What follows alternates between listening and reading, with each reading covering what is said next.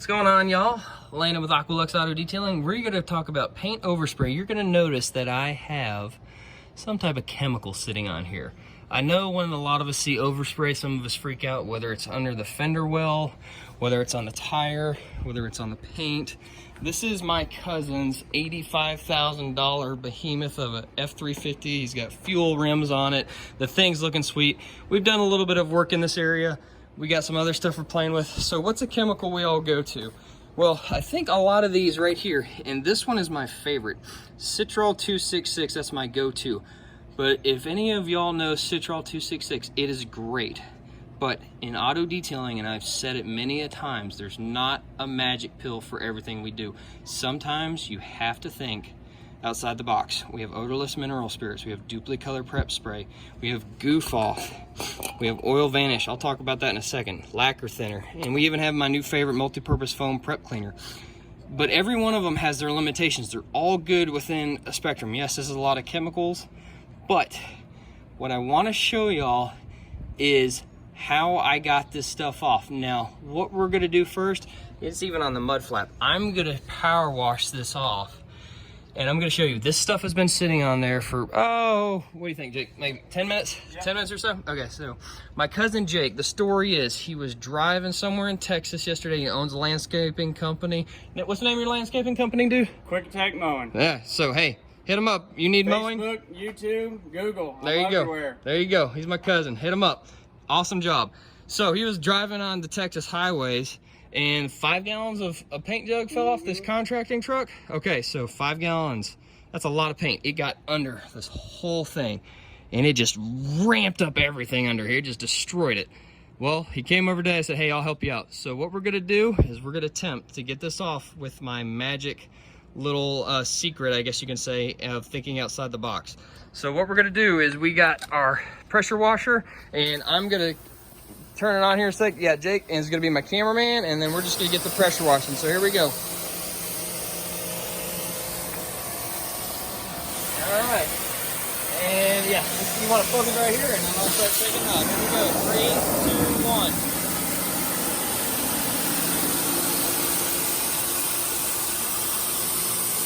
Look at that. It has not even been sitting on there for 10 minutes.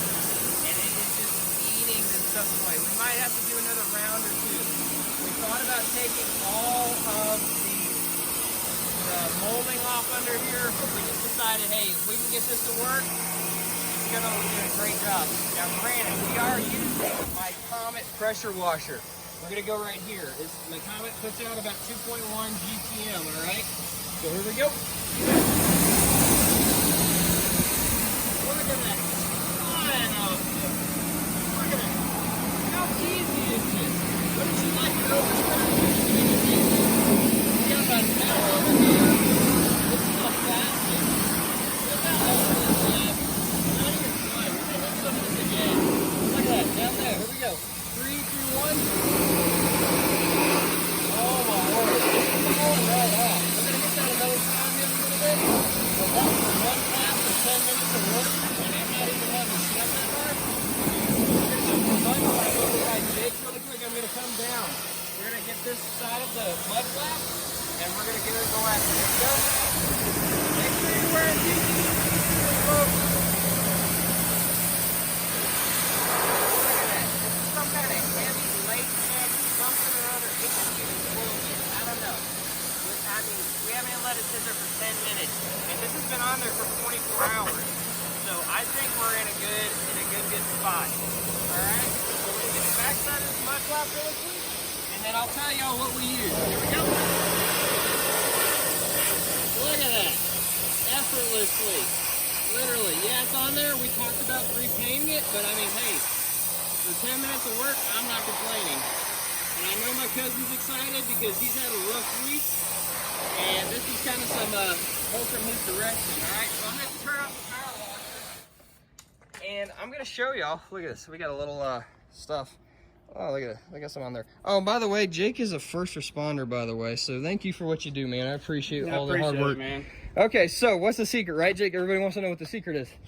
Okay, here we go. All right, I'm at 5 minutes. I'm going to shut up here in a second. So what did I put on there? CitriStrip paint and varnish stripper. First time we put it on the jug. You can find this stuff at Walmart for 10 bucks, maybe a little expensive.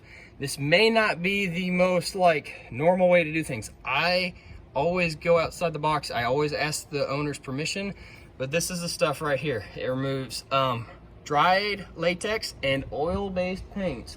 So that's probably the reason we got such good results on one pass at 10 minutes. Now, if we let this sit on there, but granted, it's in Texas, and we need to be careful of the heat. But look at that, the plastic is in good shape. Look at that, dude, I'm freaking impressed.